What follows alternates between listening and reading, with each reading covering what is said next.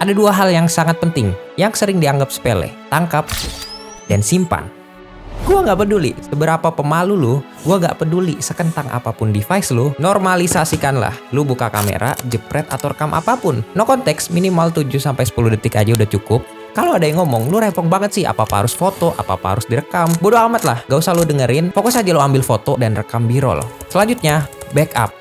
Bisa via Google Drive atau Google Foto, bisa juga simpen di SSD eksternal. Ini Netak ZX20 versi 2, ukurannya kecil, build quality-nya kokoh, dan speed-nya kenceng. Ada beberapa varian storage, support Android dan iPhone juga. Back to the topic, poinnya adalah biasain ambil gambar atau rekam terus lu backup. Nah, aktivitas ini yang sering lu anggap remeh, itu akan menyelamatkan lu di masa depan.